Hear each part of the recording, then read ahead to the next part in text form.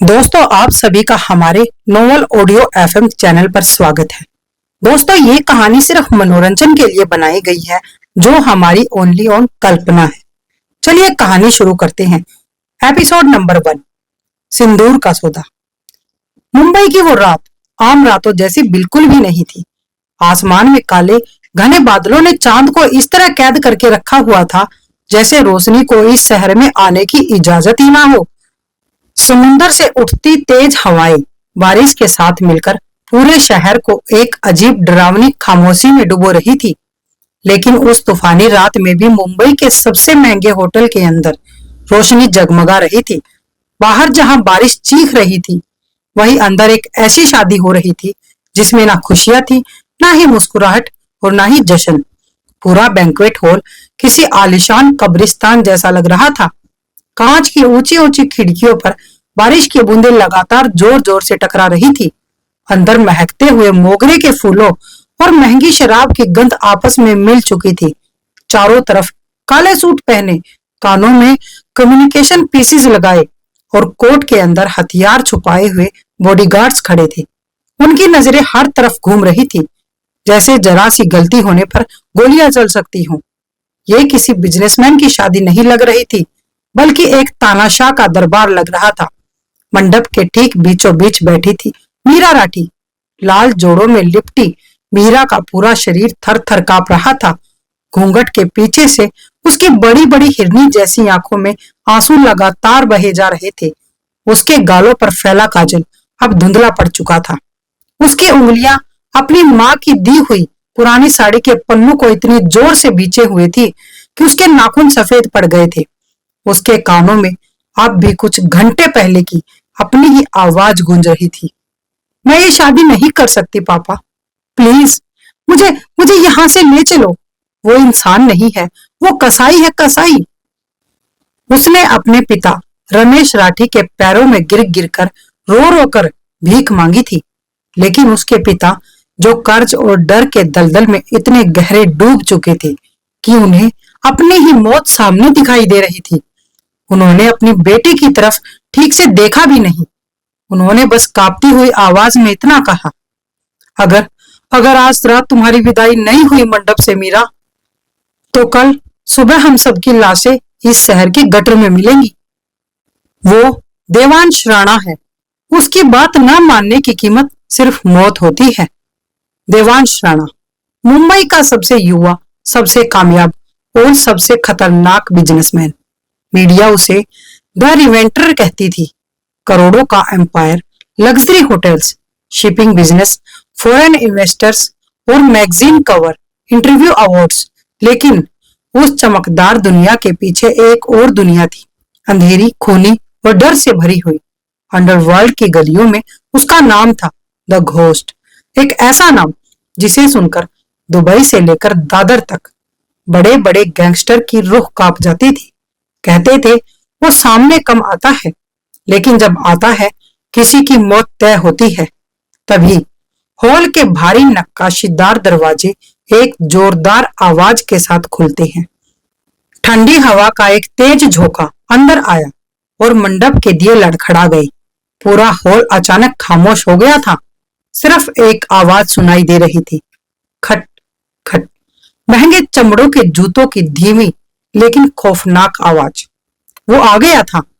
6 feet 2 inch लंबा कद, चौड़े कंधे, बदन पर परफेक्टली फिटेड ब्लैक टक्सिडो, चेहरे पर एक अजीब सा डरावना सुकून। उसकी गहरी काली आंखें इतनी ठंडी थी कि अगर वो किसी को कुछ सेकंड तक देख ले तो सामने वाले का खून जम जाए। उसके दाहिने गाल पर कान के नीचे एक हल्का सा कट का निशान था।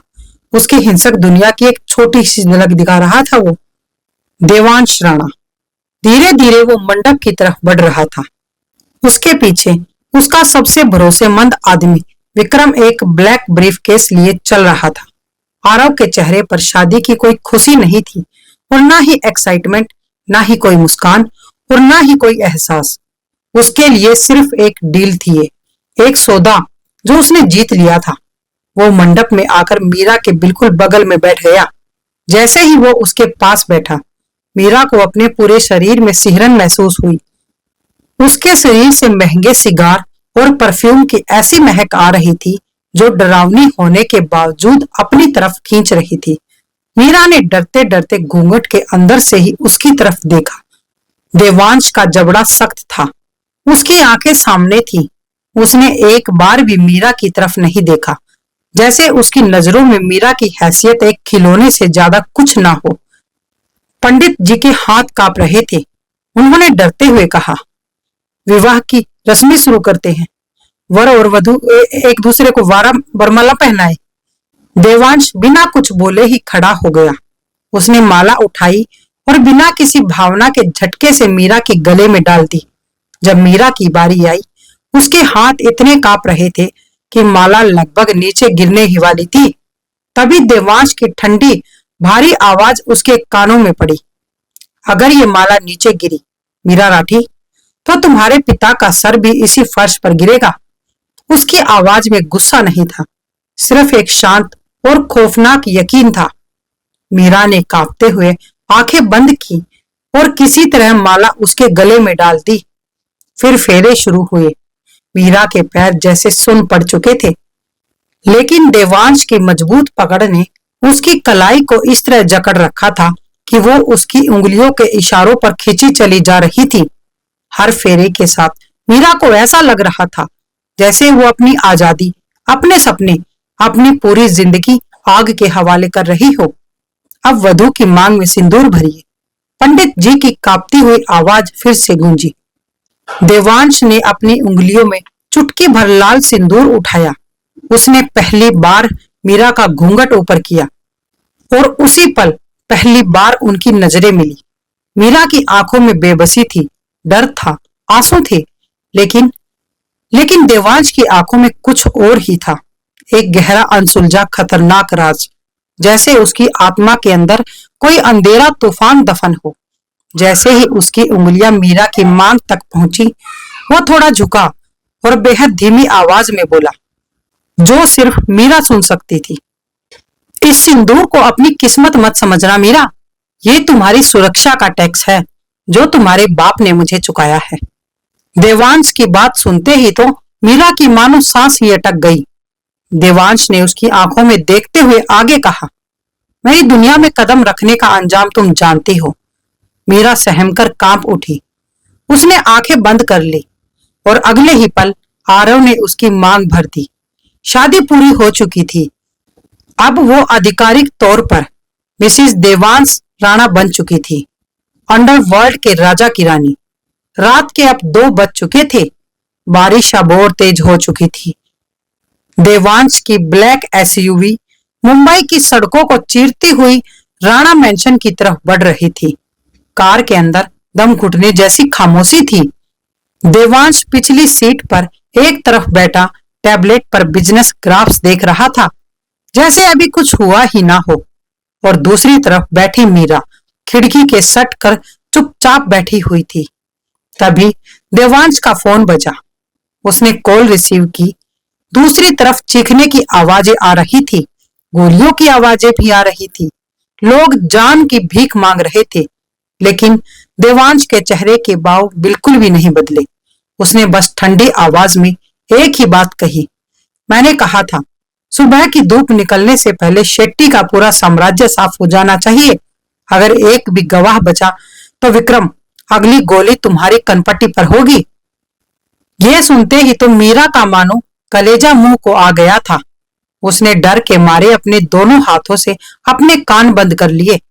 अब उसे पूरी तरह यकीन हो चुका था कि वो सचमुच एक कसाई के साथ फंस चुकी है। कुछ देर बाद कार एक विशाल किले जैसे मैंसन के सामने रुकी।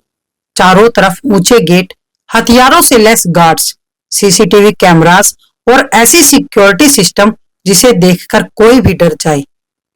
देवांश कार से उतरा और बिना मीरा का इंतजार किए ही अंदर चला गया।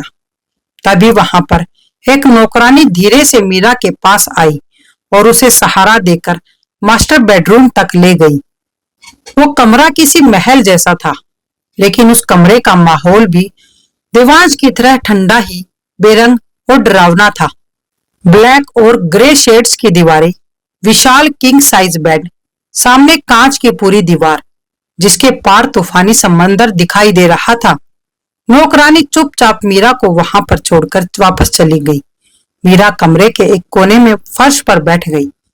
उसने अपनी पुरानी साड़ी को समेटा और अपने घुटनों में सिर छुपाया और फूट फूट कर रोने लगी। उसकी जिंदगी अब खत्म हो चुकी थी। करीब 1 घंटे बाद कमरे का दरवाजा खुला। देवांश अंदर आया। उसने अपना टक्सीडो कोट उतार दिया था। सफेद शर्ट के ऊपर के 2 बटन खुले हुए थे और स्लीव्स कोहनियों तक मुड़ी हुई थी। वो सीधे मिनी बार के पास गया। उसने ग्लास में एक्सपेंसिव स्कॉच डाली और एक ही सांस में खत्म कर दी और फिर वो पीछे मुड़ा। उसकी नजर फर्श पर बैठी कांपती हुई मीरा पर पड़ी। वो धीमी चाल से उसके पास आया। उसके भारी जूतों की आवाज मीरा की धड़कनें बढ़ा रही थी। वो उसके सामने रुका, फिर नीचे झुका। उसने अपनी मजबूत उंगलियों से मीरा की ठोड़ी पकड़ी और उसका चेहरा ऊपर उठाया। मीरा की आंखों में खौफ साफ दिखाई दे रहा था। देवांश ने बहुत शांत लेकिन गहरी आवाज में पूछा, मुझसे डर लग रहा है? मीरा ने कांपते हुए हाँ में अपना सिर हिला दिया। उसकी आंखों से एक आंसू गिरकर देवांश की उंगली पर जा गिरा। देवांश ने उस आंसू को कुछ सेकंड तक देखा, फिर उसके चेहरे पर एक कड़वी मुस्कान आ गई। अगले ही पल उसने मीरा को अपनी बाहों में भरा और झटके से उठाकर बेड पर पटक दिया। यह होते ही मीरा चीख पड़ी, लेकिन देवांश ने तुरंत अपना भारी हाथ उसके मुंह पर रख दिया। उसकी गर्म सांसें मीरा के चेहरे से टकरा रही थी। देवांश उसके बेहद बेहद करीब झुका और उसकी आंखों में देखते हुए धीमी आवाज में बोला, डरो मीरा, क्योंकि तुम्हारी ये दहशत ही मुझे जिंदा रखती है। देवांश की उस खौफनाक और डरावनी आवाज को सुनकर मीरा की आंखें डर से फैल गई।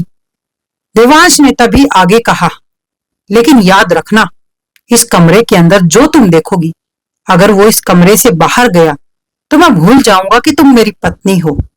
उसने धीरे से अपना हाथ उसके मुंह से हटा लिया। मीरा जोर जोर से हाँफ रही थी। देवांश उठकर अब खड़ा होने ही वाला था कि तभी धड़ाम, अलमारी के अंदर से किसी भारी चीज के गिरने की जोरदार आवाज आई, जैसे कोई इंसान अंदर छुपा हो और गलती से किसी सामान से टकरा गया हो। उस आलीशान, बेहद सुरक्षित और गार्ड्स से घिरे बेडरूम के अंदर, जहां परिंदा भी पर नहीं मार सकता था, कोई छुपा हुआ था।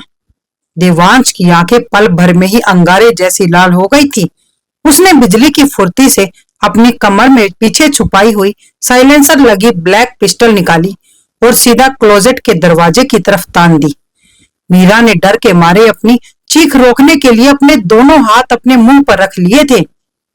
देवांश ने बिना किसी की तरफ देखे एक ठंडे लहजे में कहा, बेड से नीचे मत उतरना, अगर अपनी जान प्यारी है तो आंखें बंद कर लो। इतना कहकर वो दबे पांव उस बंद दरवाजे की तरफ बढ़ने लगा था। उसकी बंदूक का निशाना बिल्कुल सीधा था। कमरे में अब सिर्फ बारिश की आवाज थी, मीरा की तेज धड़कनें थी और मौत जैसा सन्नाटा। जैसे ही देवांश ने क्लोजेट के हैंडल पर हाथ रखा और दरवाजा खोला तो वो देखकर हैरान रह गया। दोस्तों, आखिर उस अलमारी में कौन छिपा है? कोई अपना है या कोई दुश्मन जो देवांश को मारने के लिए आया है?